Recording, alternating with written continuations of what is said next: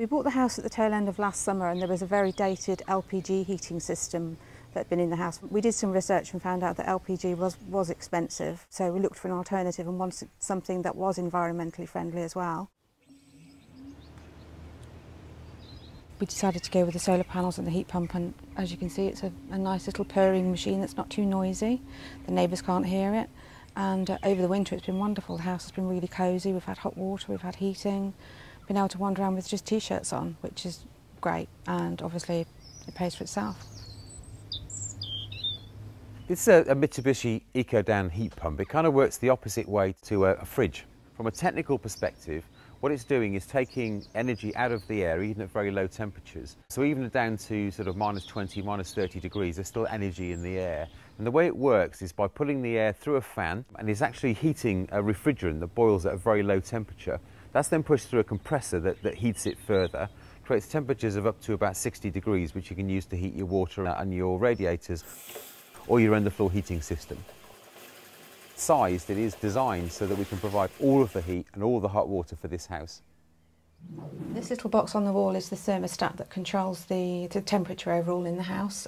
Don't tend to touch this at all, it's set at constant temperature all year round. The bottom number is what it's set to, which is 20. The top number is what it actually is in the house at the moment. It's not complicated to use at all, it's quite easy. We're in the main house bathroom, and these are the other two control panels that we've got for the heat pump actually in the house. The top one is the main controller, which is fitted by the installer, and he sets that up for you when he puts it in, so that's fine, you don't tend to touch that. Bottom one is the timer, and that controls the hot water and the heating. Comes on and off throughout the day and night depending on what you need and when you need it. So again, it's very straightforward to use, just a neat little box. This heat pump itself is like a big fan, it's like a big air conditioning unit. So when the system comes on, you'll see that fan turning. It's very quiet, you can only hear it when you're pretty close to it, but if you get too close you can feel the cold air coming off it as it's sucking the air in, taking the heat out of it and throwing the cold air out. You'll also see here as well is there's a flow and return pipe work here.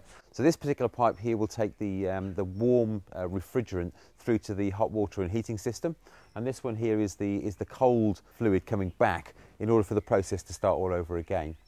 And this here is just the electrical supply for the pump. No, it's been brilliant, really pleased with it, really not noisy, and provided us with lovely amounts of heat and hot water over the winter. Yeah, great. Certainly would recommend it to anybody. You can consider a heat pump to be a replacement for your normal gas or oil boiler on the basis it will do all of your heating and all of your hot water. Typically a system will cost about £4,000, plus maybe some additional radiators if necessary. But you compare that to the cost of a normal boiler of £2,000 or £3,000, it isn't really as expensive as you might think.